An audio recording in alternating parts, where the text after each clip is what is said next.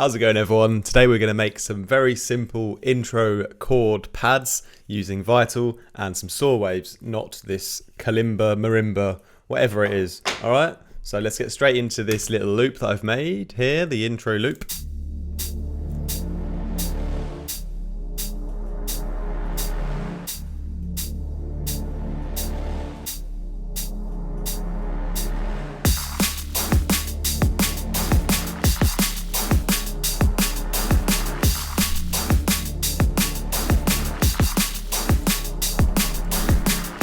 Now, it's a very, very simple chord progression, and we're going to talk about the combination of chords that I've used, and then we're going to talk about how I made the patch in Vital. So first of all, we just play in some very simple chords, which is going to be a D minor and then a D diminished, which is very simple, and these are just going to rotate, but by having a diminished chord in there, it allows us to create that kind of tension that would be suitable for some Neurofunk drum and bass or similar.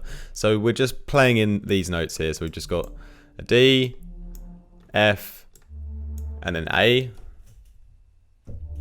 So that's our D minor chord. And the second one, we just drop the A down to a G sharp. So it's D, F, G sharp. And that's the diminished chord, which gives that kind of tense feeling. And just by switching back between the two, we can get a little bit of a groove, a little bit of a vibe going on the intro. So if we just go into Vital now, and I'll show you how I made this sound. It's super, super simple, so you can make it yourself. I'll also put a link down below for the preset, so you can just have it for free as well, because it's really, really easy. So we're just starting off with, we'll turn everything off. Starting off with that, the basic saw wave, and we just put the unison up to 3, put the percentage of unison detune onto 10, and already, if we play that as a chord, so that's the basis of our saw chord pad already. Now secondly, we then turn on the sample, and we choose this one here, which is the jackhammer, which has a nice kind of moving texture to it. It's a bit more interesting than just white noise, so I thought I wanted to use this. And we're going to blend it into oscillator 1 using frequency modulate sample. So you can hear now if I play the chord again.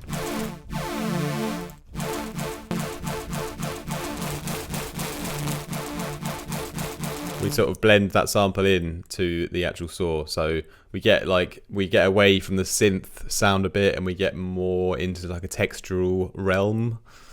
So we've gone for like 15 to 20%. Nice blend, and I've left the level on this jackhammer as well, so we can hear that a bit. Next thing we do is we open up the second oscillator, and this one is the pink noise, and we pitched it up 12 semitones, so it's up an octave, and it basically just provides that like higher level of kind of melody to the pad. It's a bit sort of digitalized. We've just unisoned it and put the detune percentage to 5%, and again it's frequency modulating with the sample, so it introduces a little bit of that texture into the sound as well. So we're getting quite a lot of harmonic content already here, and it's getting a little bit sort of distorted in the top end, but that's where we're gonna be using the filter afterwards to sort of bring some of that out, so it's a bit of a smoother pad. Third and finally, we have a sine wave kind of sub bass to the pad, so we've got some low end warmth.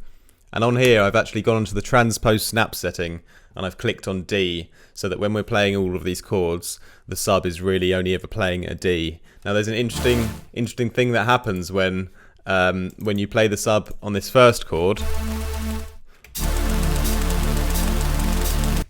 It's hitting that normal D of the sub, but then when you go to the second one, the sub actually drops down a whole octave. Because this one note here has gone down, it's caused the sub to go down to a lower D. So I'm not actually sure if there's a way that you can change it so that it always plays the same D of the same octave, but with this chord progression, it's deciding to play one sine note up higher an octave and the second one down lower. But in the context of the loop, it actually kind of works. So I've decided to leave it in because when it goes down to the lower sub, we really get this like extra growl and distortion coming through from that really low sine. So I've kind of left it in on this patch, but so you'll really hear it start to come alive when we add the effects and filters. So let's go straight into that. We've got our filter 1 here, and everything is running through it, and it's just a low pass. And then what I've done to create that like swelling pad movement then is we've just started an LFO2, and it's just triggering every time that we play the new chord, going up at sort of 1 bar speed. Well, that's actually not 1 bar, it's 4 bars, obviously. Whoops! So that the filter opens up, and a couple of other things open up as well along with the filter, which is the amount of frequency modulation of a sampled noise, and also a little bit of the level of the noise. So we just exaggerate that kind of growly, distorted texture as the LFO opens up. And to go one step further, I'm going to add some chorus, really give a bit more width to it, just kind of tweak the settings a little bit. Then we're going to add another filter, and with this one we're actually putting it on a different LFO. This is the only time I've used any other LFOs, and this is the LFO3, and basically this is set to sync mode rather than trigger, so it means that over the course of the whole loop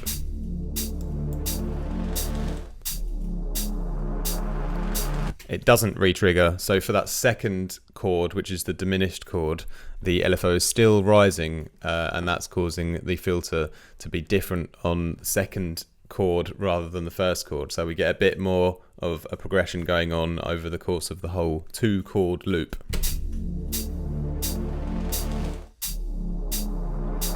And all we've mapped it to is the cutoff here, and it's basically just allowing this low pass filter to open up a little bit more and introduce a little bit of this high end again for the second diminished chord.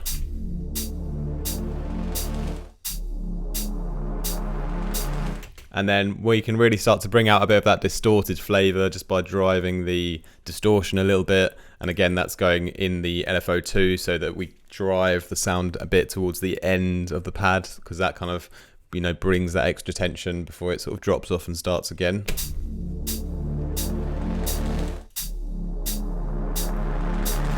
And finally, to really set this in stone as a kind of actual pad sound, we're just going to put a lot of reverb onto it. So the reverb comes here actually just before the distortion, but the mix is sort of at 100%. And then we just tone back the mix a little bit with the LFO, again, just towards the end of the sound, so it becomes a little bit drier and a little bit more sort of gritty right at the end before it goes back to being like a natural, smooth, low-pass pad at the beginning.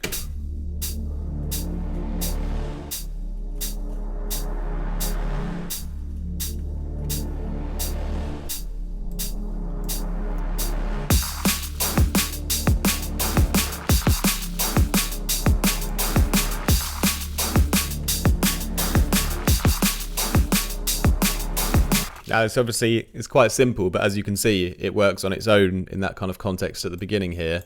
And then as we sort of transition into sort of a more upbeat version of the intro, for example, you can just keep the pad running exactly the same and just start to introduce some other elements to sort of bring the extra tension before we get to a drop or something like that. So obviously the drums I've used here are the drums from Laut samples, who I've talked about before, and there's a link below if you want to get their drum samples and use my discount code and save 20%, because they are really, really wicked quality samples. And I will also leave a link down below to this pad preset, because it's very simple. I recommend you make it yourself, but if you're feeling lazy, just grab the preset from down below. So have a wicked day, guys.